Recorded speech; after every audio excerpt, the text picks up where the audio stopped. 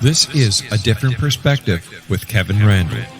A retired U.S. Lieutenant Colonel, Kevin Randle has been studying UFOs for nearly 50 years.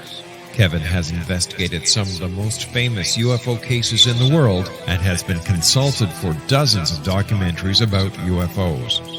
Considered one of the leading experts into the Roswell UFO crash of 1947, Kevin has written more than 25 books about UFOs, including the recently published Roswell in the 21st Century. Now, here is the host of A Different Perspective, Kevin Randle. And welcome to this edition of A Different Perspective. I am, in fact, Kevin Randle, just as they said. I will be joined in just a moment by Kevin Day, and I think most of you know who he is. I'll give you a brief introduction in a moment. I just wanted to say one thing. I was very disappointed in the latest issue of the MUFON Journal, in which they published a story called Roswell Solved. And it's all predicated on the idea that a enlargement of the photograph of Jesse Marcel in General Ramey's office, you could see a stick sticking out of the debris there, and they thought that the blobs on the stick resembled the symbols that Jesse Marcel Jr. had seen on the I-beam. And this proved that what fell at Roswell was not some kind of off-world craft, but was in fact a Project Mogul balloon. I cannot believe that something that we debunked 30 years ago is still coming up to bite us in the butt. Anyway, to the credit of the writer, that was Philip Mantle, he did include an awful lot of the material that I had published before and some information that I'd sent him in response to his request for information. But I thought that this article was, I guess, dated. That was the best way to say it. Anyway, it's doesn't solve the case of Roswell. There's many things to argue against it. The best argument I can make is Project Mogul balloon was not recovered at Roswell as proven by the documentation, but that's where we are. As I said, I am joined by Kevin M. Day, who is a 21-year Navy veteran, serving his entire career in San Diego and Hawaii, completed 8 Western Pacific deployments, and visited many of the countries that touch the sea between the west coast of the United States and the Middle East. He retired from active duty in November 2007. He works as a systems engineer from his home in Phoenix, Arizona. He is pursuing a Master of Science degree in systems engineering and writes short stories in his spare time. His book is Sailor's Anthology, which is a fictionalized account of the NIMITZ TIC TAC UFO encounter that happened in November of 2004 off the coast of San Diego. In 2008, when he wrote the story, many of those people were still in the service. He chose to fictionalize the historical record in an effort to protect the identities of those still serving. When he tried to tell his story to others, he could tell that nobody really believed what he had to say, and they believed there had to be a more prosaic explanation, which is common throughout the UFO field, I suppose. Not knowing what else to do, he wrote the short stories and self-published them in the Library of Congress to hide in plain sight what has now become contemporaneous evidence of an actual event. He hoped that if the Tic Tac encounter became public knowledge, his book might serve as evidence now. The plan worked. He says that you can now hold a piece of history. And welcome to A Different Perspective, Kevin M. Day. I very much appreciate being here. I do have to make one correction right away. Yes. When I wrote the bio, I actually was working as a systems engineer out of Phoenix, and the same thing happened to me again when I went to DOD. I tried to raise my hand and say, "Hey, ladies and gentlemen, we got a safety issue here off the coast of San Diego." And I had run into the same problem when I was active duty. No one would believe us. You just kind of went over that. Same thing happened in DOD. And it got so bad, my boss asked me at one point, "What, or have you been smoking?" I got to tell you, Kev, that broke my heart, man. It broke my heart. So I quit. Well, I had a reputation for most of my military career as the UFO guy. When I went, after I graduated from college and was commissioned in the Air Force, I served briefly with the 442nd Tactical Airlift Group, which, by the way, had a major role in the D-Day invasion. I was not there for that, however. You were doing training. Yeah. But when that expired, the commanding officer said, would you like to stay on as a reservist in our unit? And there are 2 slots available, general's aide and intelligence. And not being that keyed in, I picked intelligence officer instead of general's aide, not realizing the opportunity being the general's aide would provide. The point is,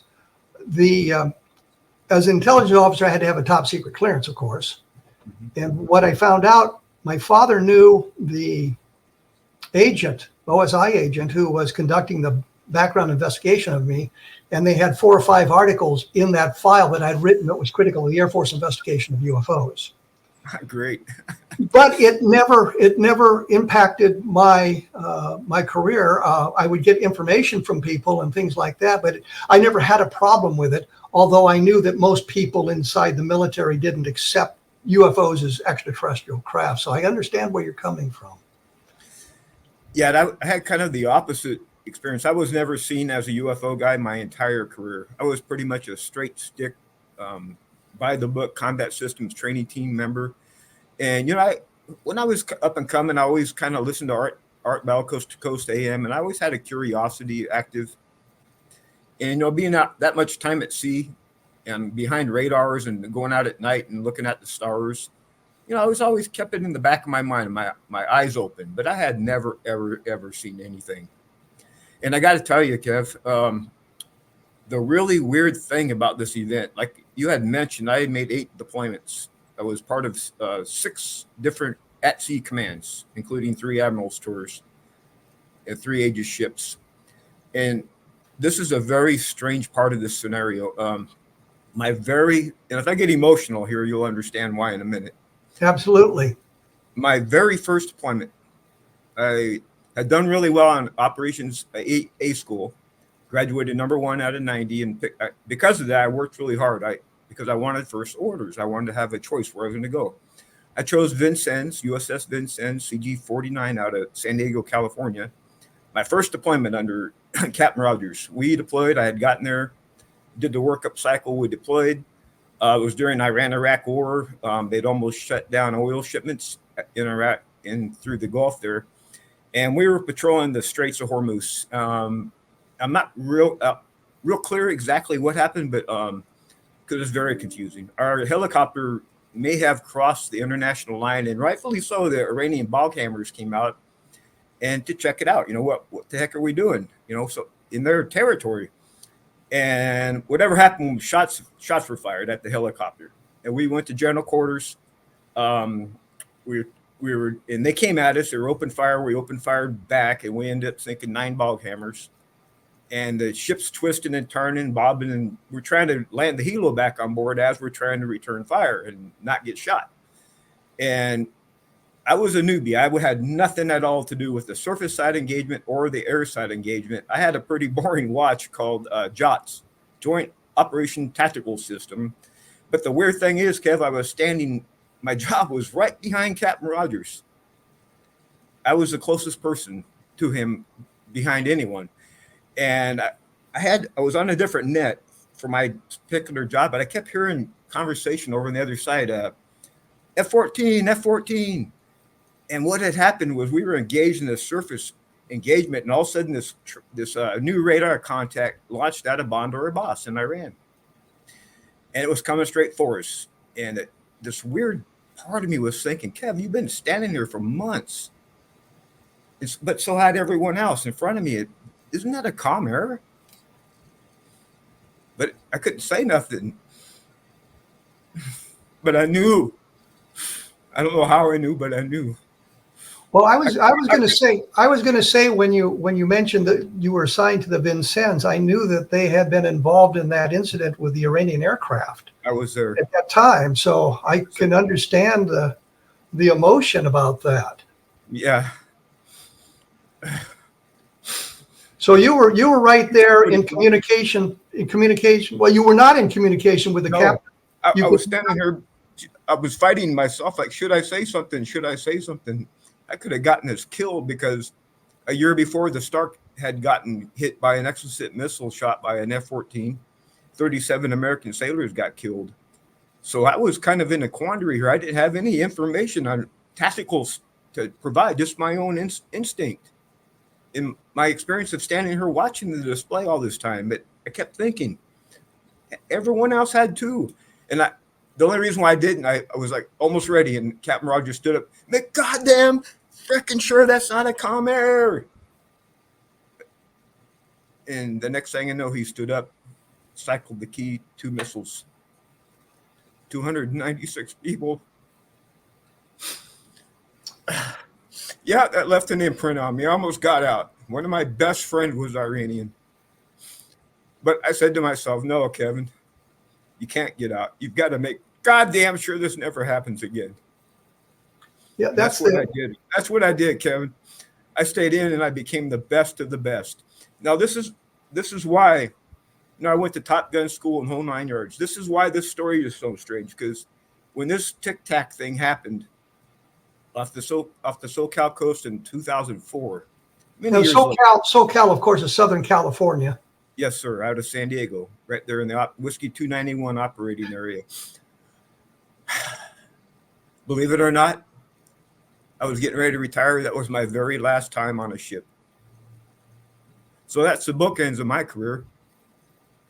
Shooting down an Airbus, tracking and intercepting UFOs on the other bookend. Now you tell me what? And so the ship comes into port. I transfer, go to the Admiral over in Commander Naval Air Forces in Pacific. I tried to say something, and people looked at me like I'd been smoking. And I mean, you should have seen it, man. And like in air defense group meetings, people kind of get in sidebar discussions, like looking over at us, whispering, and they ran cartoons in the papers, and they really clowned us pretty good. And after a while, I just kind of shut up.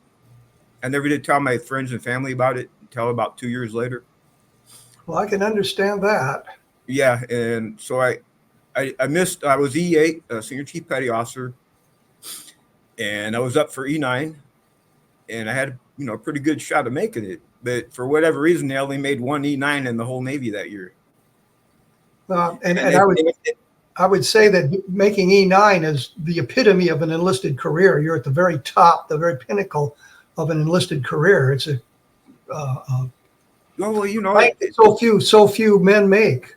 I know, and women, by the way. And yes, I kind of the needs of the Navy, and that was the drawdown after the war. So I kind of took that in stride. But the problem for me was, if I had stayed in, I was going back to another ship again.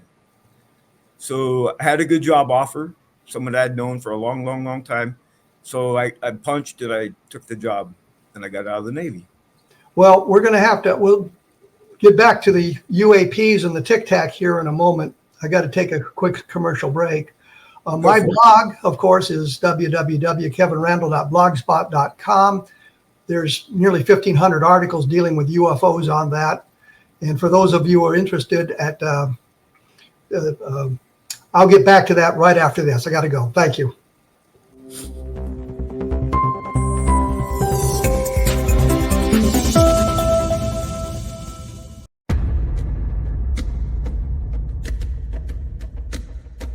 Are you ready for a tale that will leave you on the edge of your seat? Get ready to dive into the gripping memoir by Bart Sibrel titled Moon Man. Bart Sibrel takes you on a heart-pounding journey, unmasking the truth behind America's famous Apollo missions. Prepare yourself for hair-raising encounters with agents from the U.S. government's top secret agencies. In Moon Man, Sibrel fearlessly reveals his real-life espionage adventures, shining a light on one of the CIA's best-kept secrets. Brace yourself for shocking revelations, including Sibrel's discovery of privately recorded audio exposing an Apollo astronaut's chilling plot, a plot orchestrated by the CIA. That's right. As Sibrel unveils this groundbreaking evidence, it becomes clear that there is much more to the Apollo missions than meets the eye. Could it be that we've been deceived all along? Moon Man is a gripping page-turner that challenges everything you thought you knew. It's a mind-bending journey into the unknown, where the line between truth and fiction becomes blurred. Don't miss this opportunity to uncover the secrets hidden for decades. Let your curiosity guide you as you join Bart Sibrel on his quest to find the truth. Moon Man, available now at Sibrel.com. That's Sibrel.com. Prepare to have your beliefs shaken to the very core.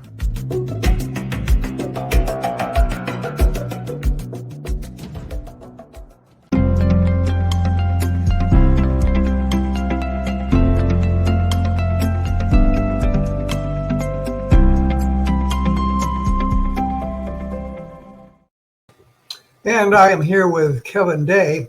Before I went to commercial break, I kind of botched part of the announcement. I do a blog called the VietnamGroundZero.blogspot.com, which is the relatively true story of my service in Vietnam. I mentioned that just because that sort of began my military career, as you were talking about, Kevin, and the ending of it was a tour in Iraq. But for those of you interested in what it was like for me in Vietnam, you can take a look at that later on. We were kind of leaning toward the Tic Tac incident, I think, when we broke the break. Tell me from your perspective exactly what had happened. All right, let me paint the picture here.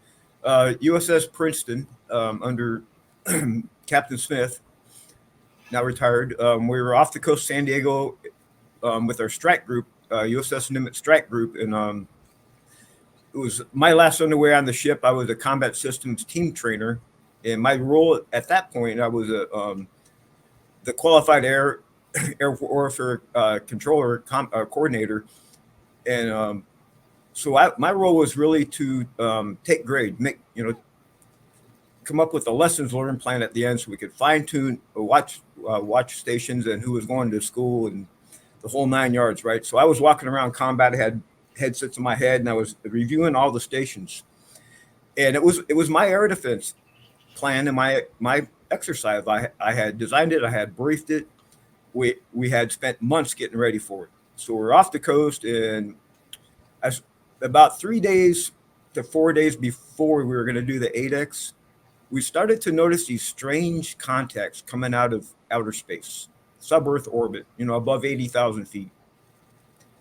And above 80,000 feet wasn't really my line of work. That's more ballistic missile defense. My job is below 30,000 usually, where the tactical fighters usually play. And we didn't have any aircraft aboard the Nimitz at the time, and these things hadn't exhibited any type of hostile intent or anything like that.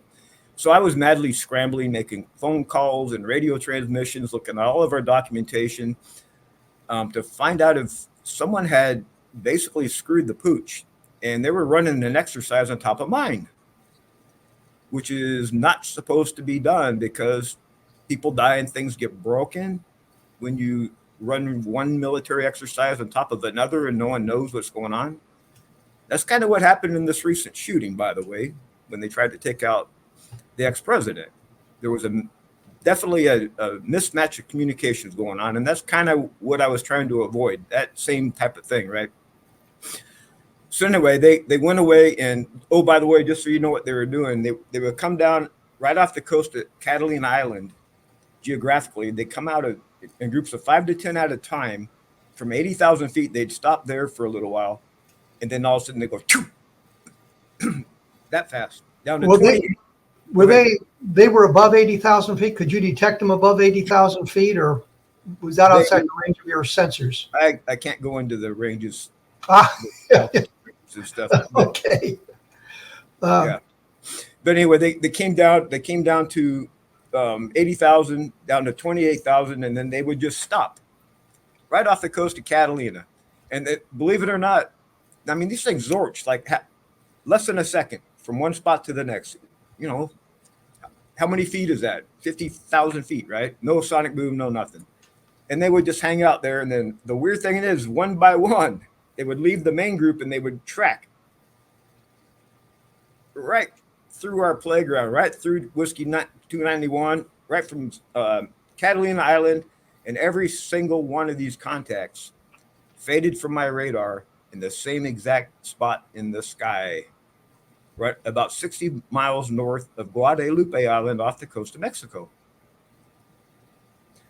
Okay, so in these things, they were radar. I had them solid on. The first thing I do is bring down all the systems in the entire strike. Remember, there's more than one ship tracking these.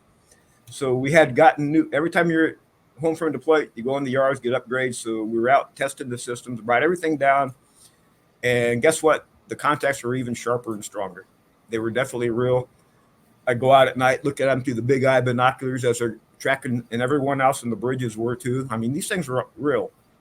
So it wasn't just a radar return or something that be some kind of a sensor or radar glitch. It was something that shows up on the displays, and then you guys could go out and actually watch them physically.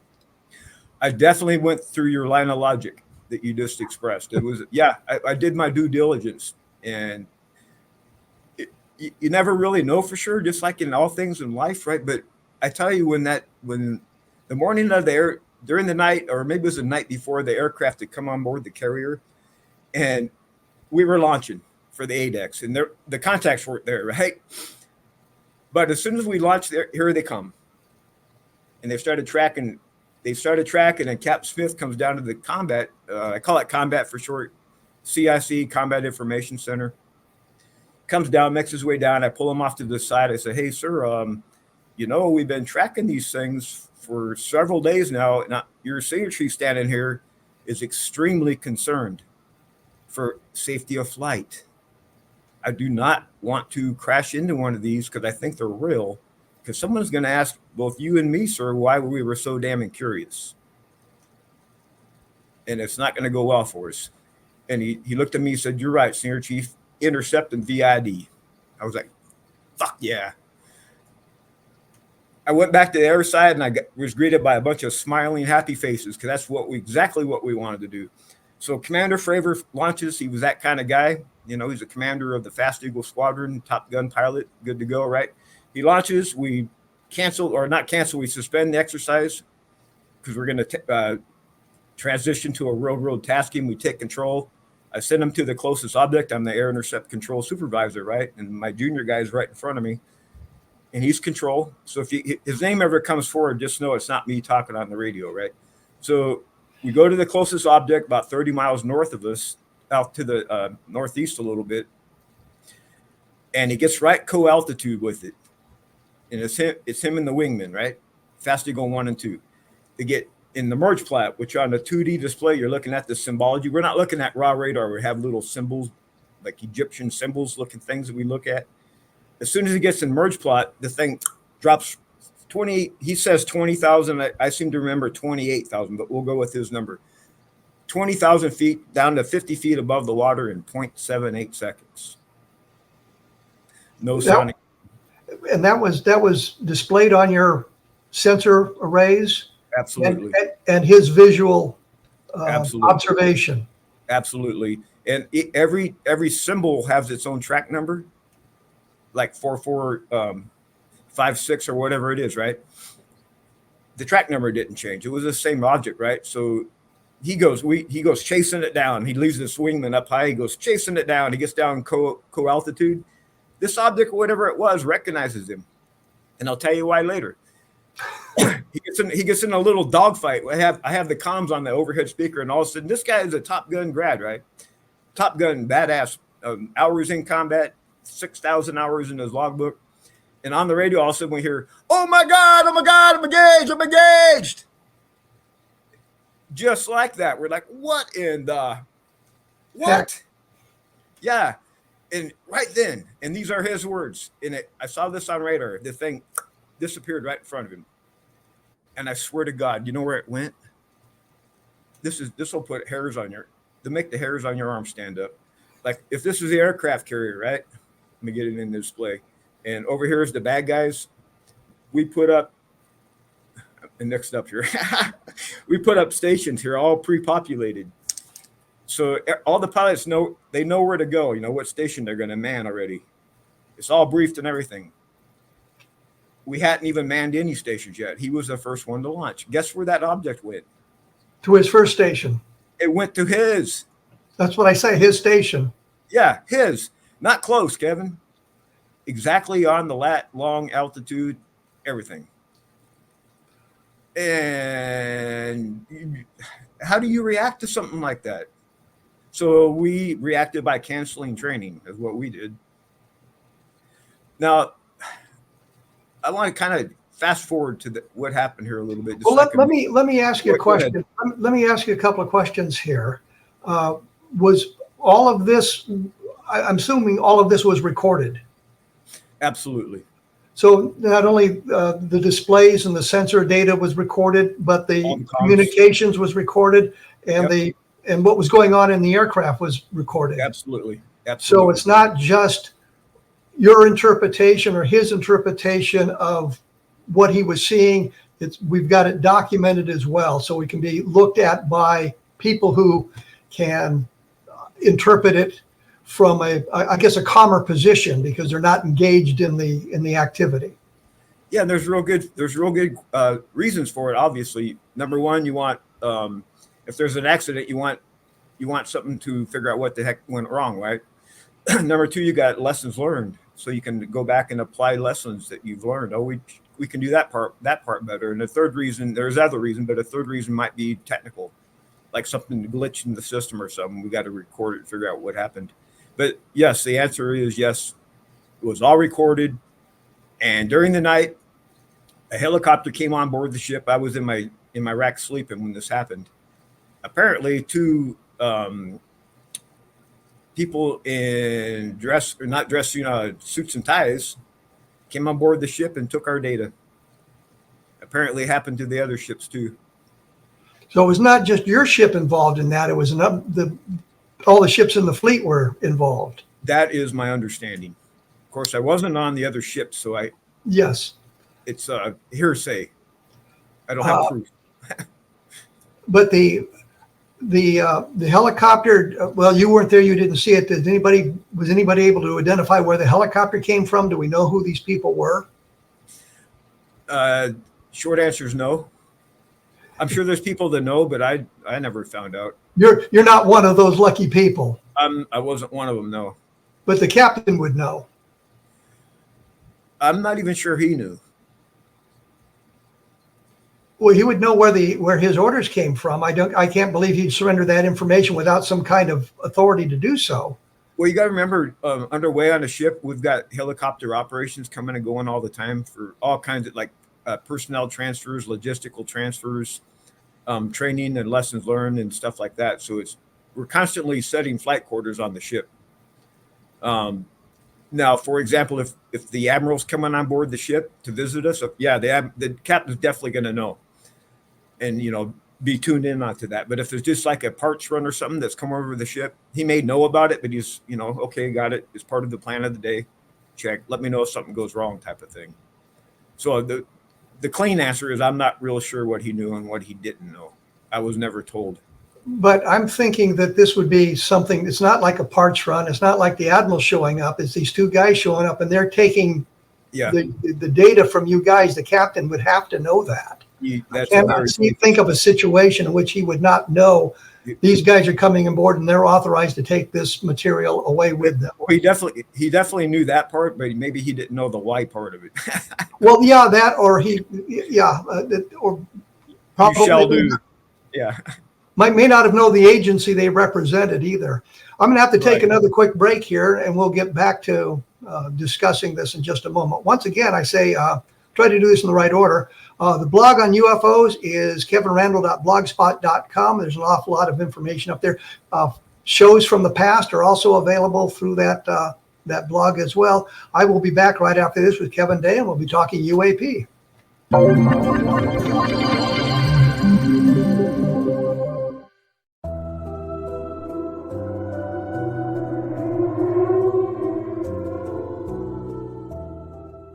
Welcome to Haunted Indian River County by Larry Lawson. Indian River County is an idyllic vacation spot on Florida's east coast, not far south of Cape Canaveral.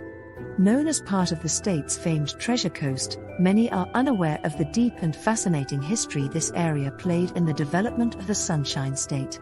Also lost among its visitors and residents are the chilling stories of the hauntings that accompany this rich history. It is here that a man named Waldo still looks after his family and properties, 6 decades after his death. Or a retired preacher is seen digging up his hidden treasure, days after he died. Larry Lawson spent more than 40 years in the law enforcement and criminal justice education profession.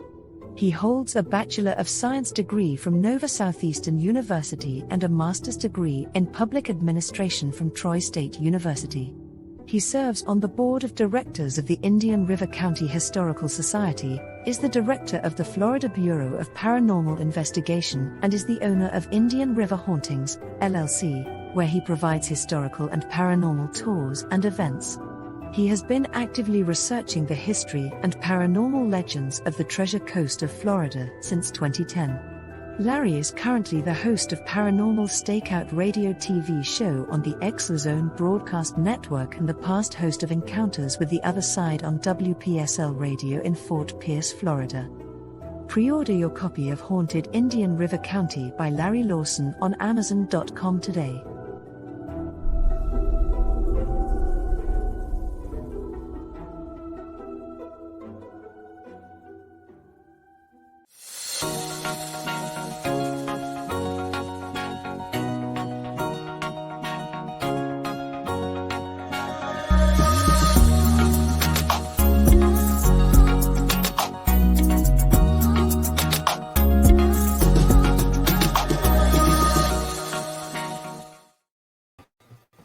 And I am here with Kevin Day. And before we get back to our discussion of the Tic Tac incidents, I guess we could call them, I'm always very bad at promoting my own work, but I want to say this. I've looked at depth at the Washington National sightings, which took place in July of 1952, in which we had some of the same sort of things going on, jet intercepting UFO type objects, multiple radars involved, multiple stations involved, multiple pilots involved, commercial pilots, military pilots, people on the ground, a mass of people on 2 consecutive Saturdays in July of 1952, which resulted in what I think of my favorite headline ever in a newspaper, which is the Cedar Rapids Gazette. In a headline right out of a science fiction movie said, "Saucers swarm over Capitol," banner headline across the front page. But the real point is, it's not just one guy seeing something or 2 guys seeing something. It's a multitude of people, multitude of pilots, multitude of radars being involved in those incidents. And when the fighter interceptors would arrive in the area, many of the UFOs would just disappear from the screen. And once the fighters left, they would all come back. And that's from what the people in the radar room told me, both Dewey Fournay and Al Chop. Both men were there, and I had an opportunity to talk with both. So we're now involved with this. This was not just a single sighting. This was a series of sightings as well. Is that correct? That's correct. It was over the course of about the November 10 to about the November 16. They came in groups of 5 to 10 at a time. If you counted up all the objects and all the groups, it was about 100 of these objects. Could it have been the same 4 or 5 objects being repeated, or was it obviously different objects being observed? Oh, man. Is it possible? Yeah, but I don't think so, and here's why. Over the course of that time, they transited our operating area 1 object at a time. And like I had said, they all disappeared off radar in the same spot in the sky. Now, I got to the story to that point right there when Yes. Lou Elizondo came to see me with Tom DeLong, and he stopped. He looked at Tom. He said, "We're going there." So Lou Elizondo, Tom DeLong went out to Guadalupe Island, and they talked to the fishermen. And the fishermen out there were like, "Well, gosh darn, it's about time someone came out here and talked to us." Apparently, they see them drop from the sky and into the ocean all the time. Into the ocean? Yeah, no splash. And so I'm guessing, speculating, if you will, there's something down in the ocean that they want, or they have a need, or there's a reason why they're going down there. Now, is it, like, to answer your question, is it possible it's the same group going over, recycling over and over and over and over? Well, we do it on the aircraft carrier, so I guess it's possible. Well, I'm concerned about the distances. Are we looking at something that you believe to be extraterrestrial, off-world type alien creatures? I have no other explanation. But I have to tell you, Kevin, my mind is open. I'm looking for the truth, and I don't care what it is. I want the truth. But I have to tell you, my gut instinct at this point is yes, we are dealing with an intelligence that is not human. Well, I look at It's not modern human. Let me put.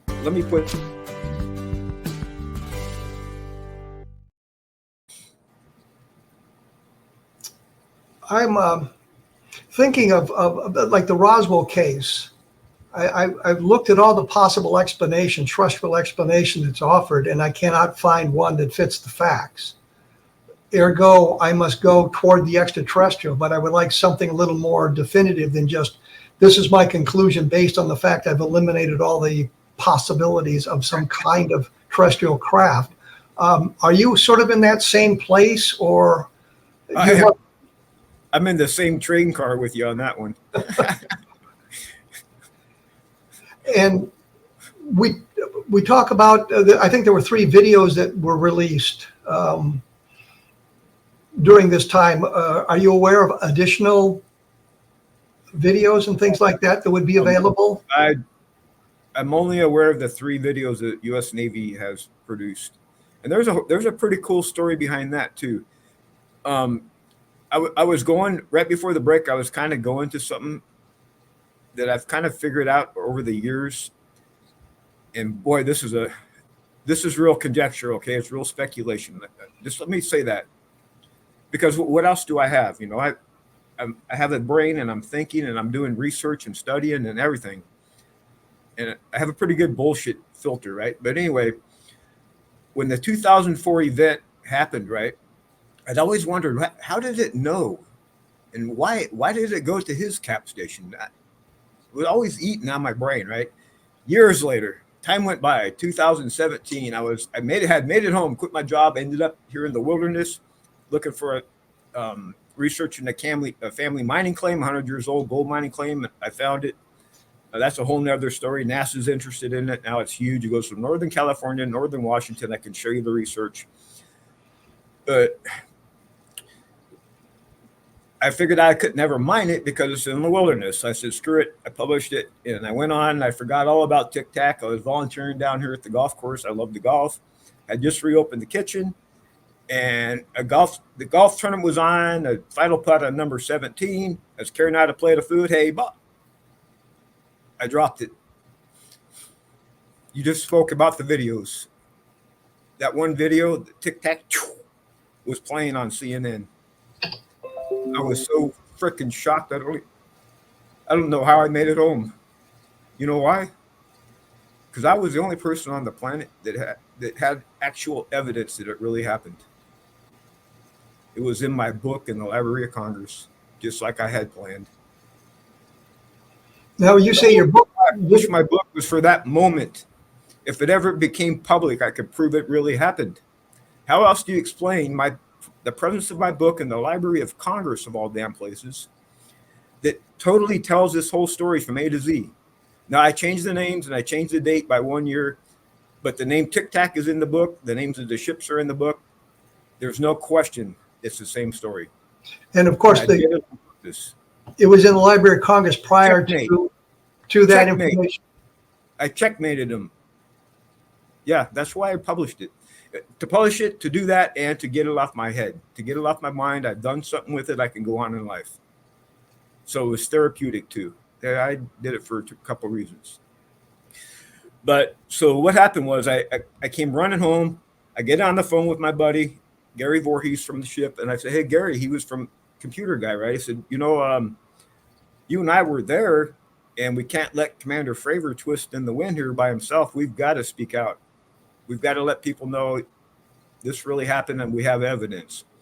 Long story short, we formed a company called UAPs. It's I'm no longer part of it, just so you know. Nonprofit. We planned a mission out in SoCal, and we're going to shot in the dark, right? We're going to go out to SoCal, and other people got involved. I had Dr. Kevin Knuth and Dr. Matthew Zydalgas from the New York University. I had Carolyn Corey, a movie producer. And I had David Altman, another movie producer. I had David Mason. He's probably the best technologist on the entire planet. And we had this table set up about 20 feet long set up with all kinds of gear you can possibly imagine. Scientific equipment, right? And none of us had any idea anything was going to show up. It was a shot in the dark. Caroline Corey spent a fortune getting us there and all the logistics and everything. She took a real chance. So we got all set up, and guess what happened? They showed up for us. Not only Kevin, not only that, according to the quantum physicists, the astrophysicists that were there, they took 600 hours of data and they looked at it in the labs. They are believing right now that they came through a wormhole. Radar detectable objects came through a wormhole. Just say hi to us, apparently. So my mind immediately went back to 2004. Remember how I said that object knew our intentions? Yes. Didn't they just know my intentions again? So they knew my intentions twice now. So I'm thinking, I was actually thinking out loud. I must have been, because I was sitting there thinking, intention. That's it. That's what.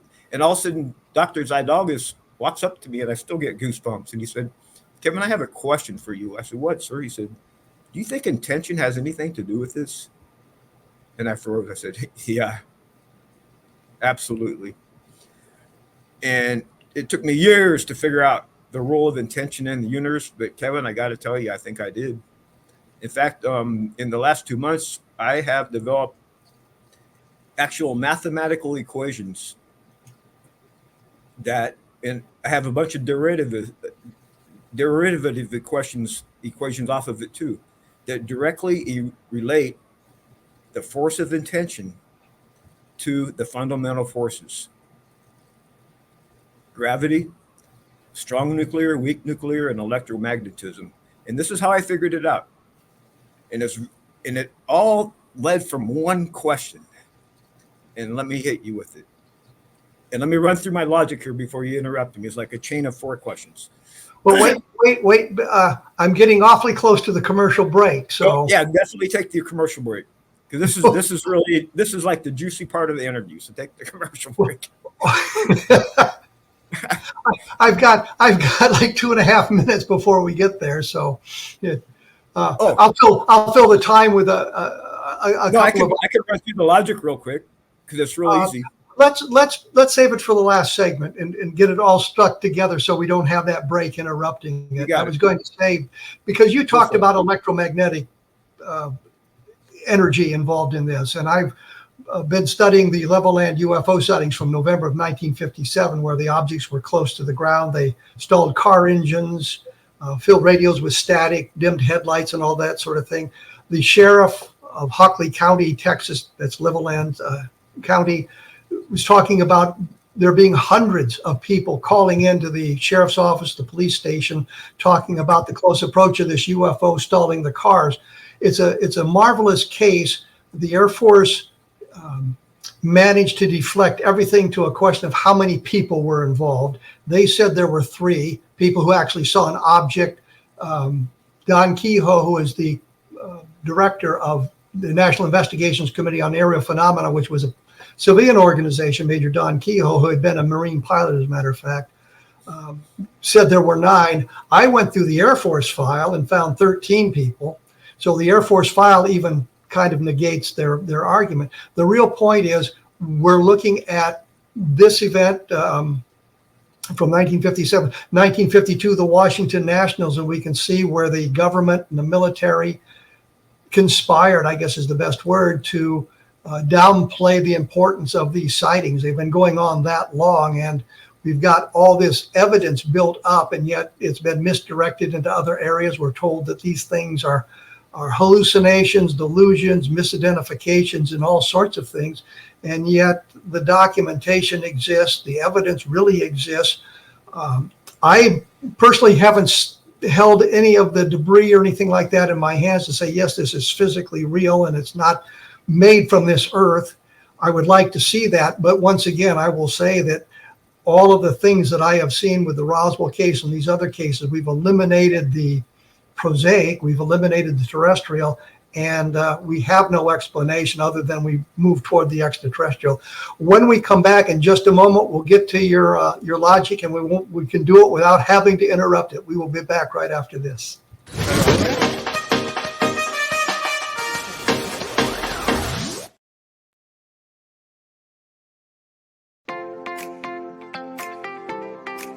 Are you interested in evolving with the times and becoming all you can be?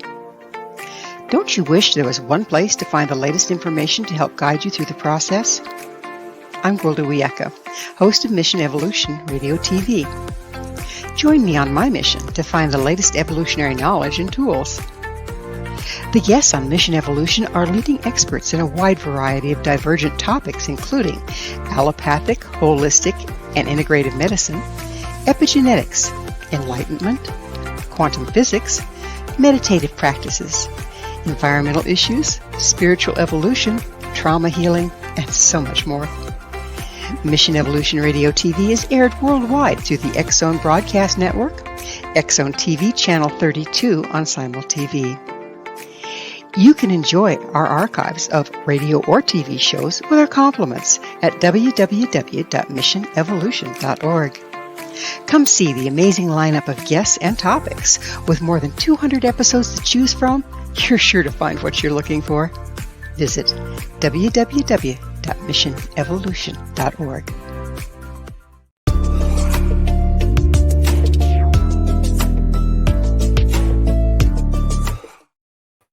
I am joined by Kevin Day, and before I let him get into his long process here, let me just say, for those interested in verifying some of what he said, you can go back and you can find his book, Sailor's Anthology. It's available on Amazon. You can check out the publication dates and see how it predates the release of the Tic Tac information, kind of validating some of what he's saying here. The floor is yours. All right. Give it to us. I'm going to ask you a series of 4 questions, and it's only 2 answers, yes or no. So I'm assigning 50-50 probabilities to them because I don't know the answers. First question, and you don't have to answer. We're just going to go through the logic. Was the universe intentional? Yes or no? I don't know. So I'm going to assign 50-50, right? Let's take the chance that it was intentional. Okay, then what happened to the intender? Did the intender survive the Big Bang that he created or she created? Or did the intender commit a cosmic suicide? Again, I don't know. But let's go with survival. If the intender of the Big Bang survived the Big Bang, is it benign or active? What form is it in? Again, I'm going to say it's active. It's an active force. I mean, why would you just do it and just be benign? I mean, I'm going to go with active. Okay, if it's active, in what form? Now, we know there's 4 fundamental forces. We've got gravity, electromagnetism, we got weak, we have strong nuclear forces. Now, if the Big Bang created all those forces, doesn't it make sense that intention created all those forces? Therefore, intention itself is mathematically equatable to the 4 fundamental forces, and I've done it. I have done it. Now, when I say I've done it, I have formulated the equations, and I had AI help me populate the statistics behind them. So therefore, my math is solid. Now, I have a bunch of derivative equations built off of this principle that intention is directly related to fundamental forces. And one of the things I've done recently is I've integrated the Mandelbrot fractal set. And what a fractal set is, imagine how coral grows, right? It starts with 1 and it kind of spreads out, and it's the same coral cells growing over and over and over and over. Where the same kind of fractal effects happen in sociology. All kinds of phenomenon. You get one idea in the public and it'll just kind of spread, and it builds like micro intentions suddenly become macro intentions. It's all fractal. It behaves like a fractal. So I use my frameworks, and what I've done is I've taken Chat GPT and I've trained my frameworks. I have a bunch of them now And all I have to do is use a plain language query, and it selects the right framework to use, and it spits out probabilities within about 2 seconds. And one of the things I've been playing with is, because the elections are hot and heavy right now, I've been doing like one of the frameworks I have is called, excuse me, it's called Future Intentions Likelihood Scale. I call it FILS. Future Intention Likelihood Scale. And what it does is my equations they have API written into them. So if I need a data point, what it does is the API reaches out to the web and pulls in that piece of data to the equation, and then the next piece will pull its part in, and then the next part pulls its part in, and then pulls its part in. And in the back end of the system, it goes through algorithms to make sure that the data is smooth and balanced, and it's reported fairly. And AI is doing it, okay? And it spits out a statistic. And you may not like what I'm about to say, because I don't know any political affiliations, and I'm an independent, just so you know. So I've been running this model against Donald Trump versus Harris. And you can guess where the integrity values are. Harris's are about double what Trump's integrity values are. The values I'm getting back off from former President Trump in terms of integrity and stuff like that are abysmal. Absolutely abysmal. Which gives me great cause for voting for him because of that. And I'm apolitical. My problem is that because of my own research and what my models are showing me, I don't know what to believe. Anything he said, I don't know if to believe it or not. That's the problem. Well, have you applied? Go ahead. That's just one application, huh? Have you applied this to the UAP? Have you asked questions of the AI about the UAPs that you've encountered?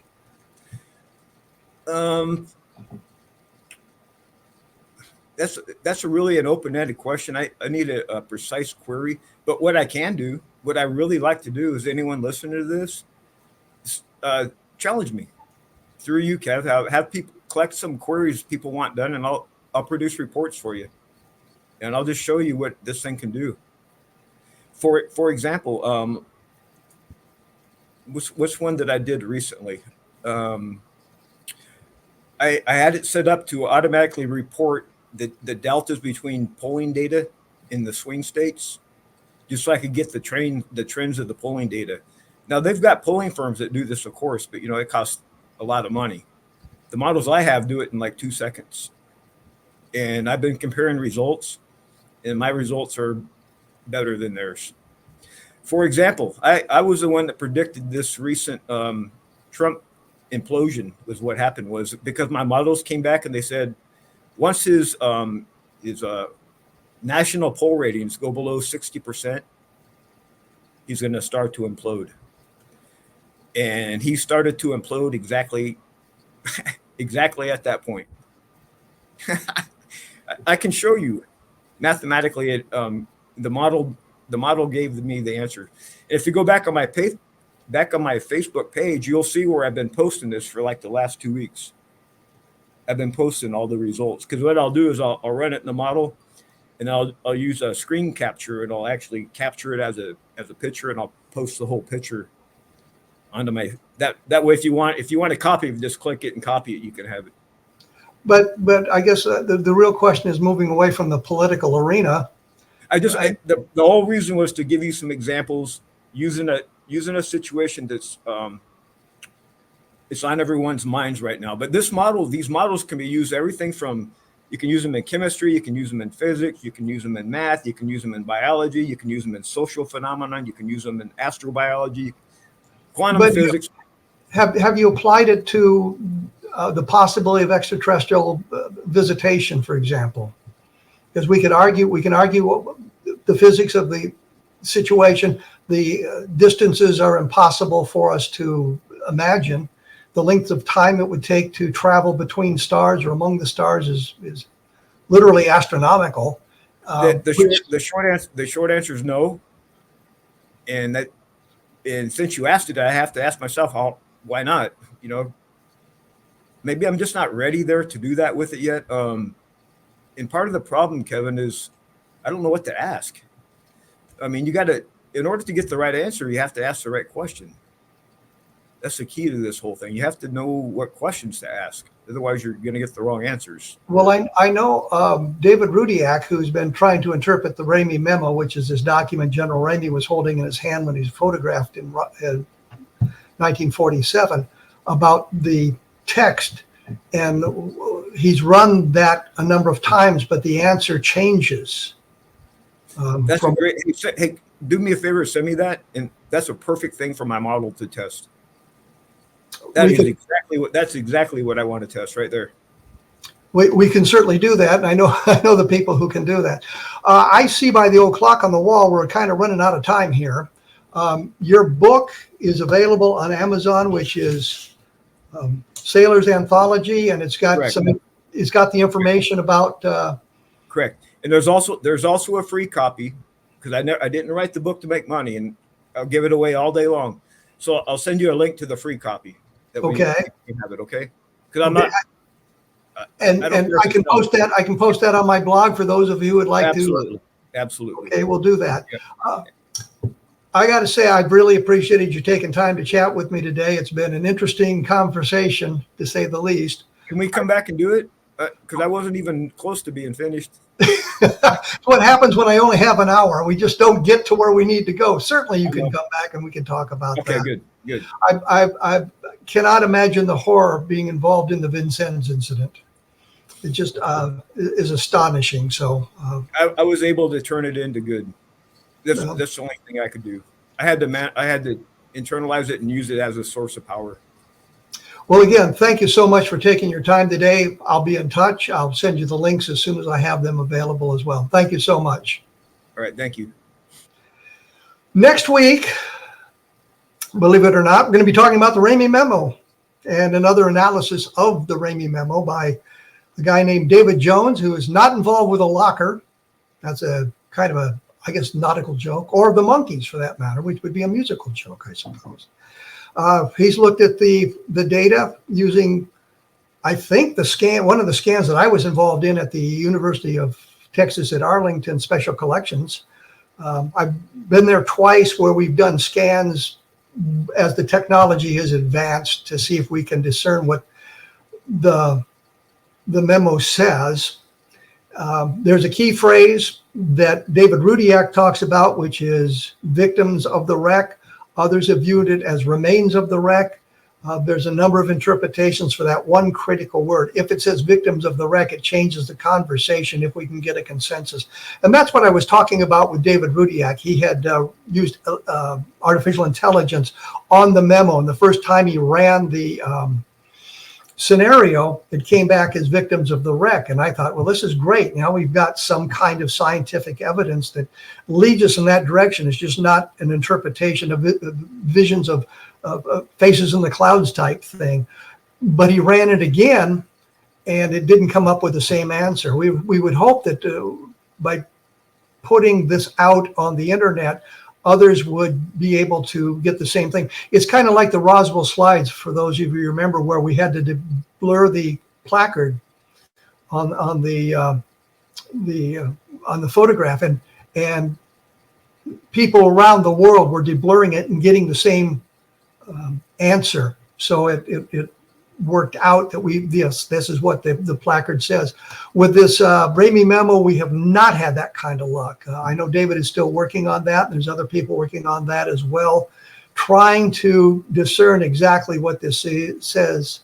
And from what I understand from the people I've talked to, with those doing the scans of the negative, that we've done the best job that can be done. The technology is not going to be able to bring us any more information, and the way to solve this is now to throw it in the hands of artificial intelligence, I suppose.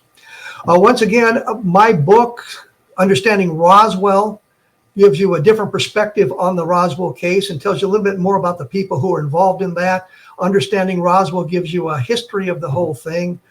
My book, Level Land, of course, talks about level land, and the Washington National Books talks about that setting. I will be back next week with David Jones, and I'll talk to you then.